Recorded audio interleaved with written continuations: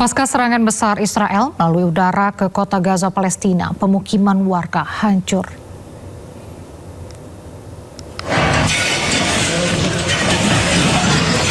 Dampak serangan Israel ini membuat sejumlah gedung-gedung di Gaza, Palestina porak-poranda. Terlihat sejumlah warga mengevakuasi barang-barang yang masih tersisa atas serangan udara Israel. Sampai saat ini belum ada informasi terkait dengan korban akibat serangan Israel ini.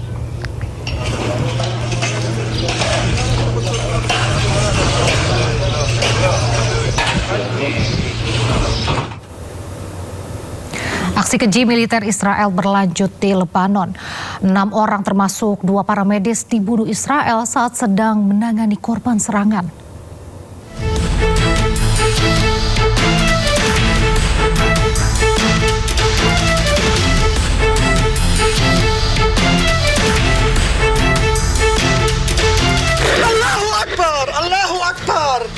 Allahu Akbar, al-Is'af.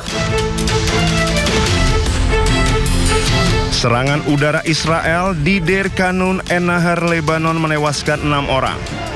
2 korban merupakan para medis yang sedang mengevakuasi korban luka.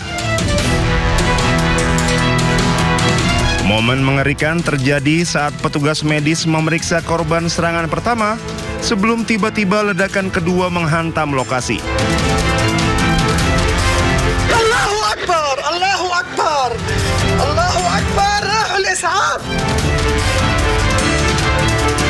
Dalam rekaman terdengar teriakan histeris warga yang menyebut petugas ambulans terbakar hidup-hidup akibat serangan tersebut.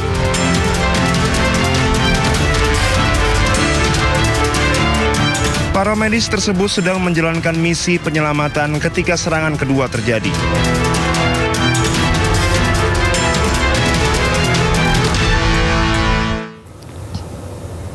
Dua serangan udara Israel yang menghujam rumah sakit di Lebanon Selatan melukai 9 orang.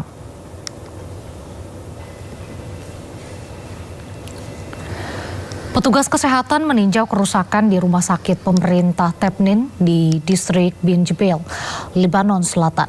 Serangan tersebut menyebabkan kerusakan di dalam gedung 3 lantai, diantaranya ruang gawat darurat, kamar pasien, unit kemoterapi, perawatan intensif, MRI, ruang operasi, perawatan umum, ruang tunggu, dan area akomodasi staf. Selain itu, atap rumah sakit juga rusak, termasuk panel surya yang memasok listrik.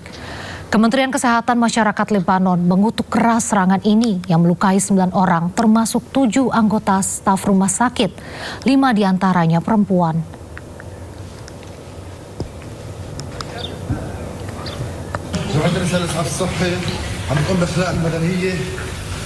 Selain itu, pemirsa, tim medis Lebanon melakukan evakuasi dramatis terhadap warga yang masih bertahan di Lebanon Selatan pasca serangan udara Israel.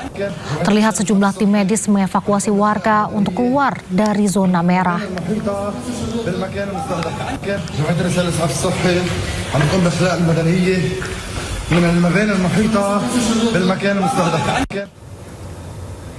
Pasukan Zionis Israel menyerbu sebuah pesta pernikahan di wilayah tepi barat.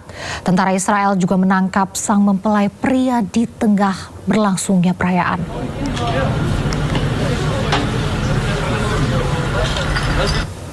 Insiden ini terjadi saat pesta pernikahan tengah berlangsung dan dihadiri oleh puluhan tamu.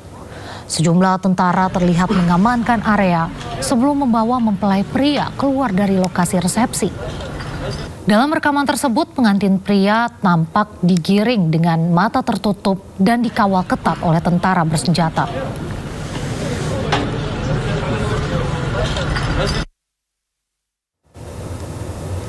Militer Israel menangkap 2 anak laki-laki di wilayah Palestina. Penahanan tersebut terjadi dalam operasi penggerebekan di desa Al-Mugair di timur laut Ramallah.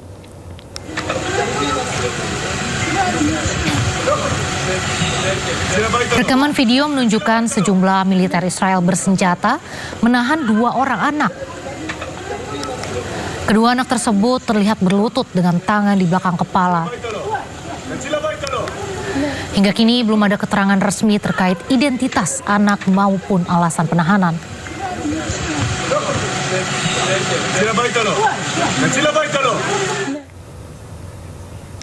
Pemirsa, momen haru datang dari Gaza, Palestina saat seorang anak mengucapkan salam perpisahan untuk terakhir kalinya kepada ayahnya yang tewas akibat serangan Israel.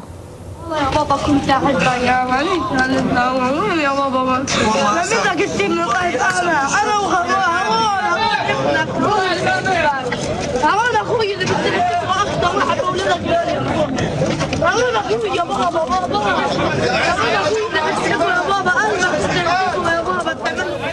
Dalam video yang beredar di media sosial, seorang anak laki-laki terlihat menangis sambil memeluk jasad sang ayah. Ia juga terdengar mengucapkan bahwa ia sangat mencintai ayahnya. Jasad korban serangan terlihat terbaring di jalan dikelilingi oleh warga Gaza. Hingga kini belum diketahui terkait identitas korban maupun anak tersebut.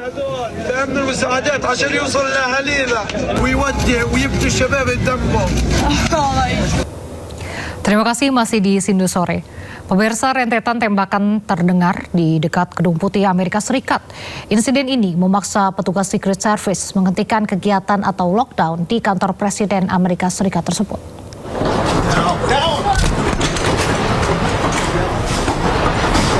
Trump has said a deal is close, only for the two sides to remain far apart. Ya, rentetan tembakan terdengar saat sejumlah awak media tengah melaksanakan laporan. Belum diketahui asal dari tembakan ini, namun terdengar sangat jelas sehingga mereka panik dan tiarap untuk menyelamatkan diri. Sementara itu, di luar Gedung Putih, pihak keamanan melaksanakan sterilisasi di sekitar Gedung Putih. Satu orang yang merupakan pelaku penembakan tewas dalam insiden ini. Sementara pihak Secret Service dan keamanan setempat masih menyelidiki pelaku serta motif yang terjadi di kantor Presiden Amerika Serikat ini.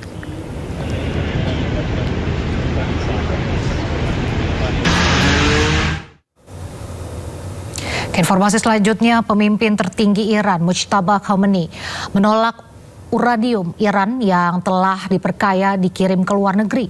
Khamenei yakin bahwa penyerahan uranium akan membuat Iran lebih rentan terhadap serangan Amerika Serikat Israel di masa depan.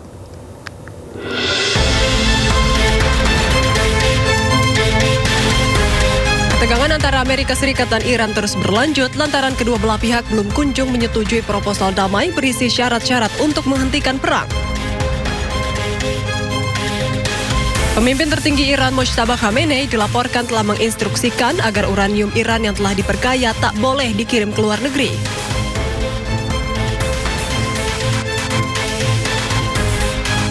Khamenei dan para pemimpin Iran yakin bahwa pengiriman uranium ke luar negeri hanya akan membuat Iran lebih rentan terhadap serangan AS dan Israel di masa depan.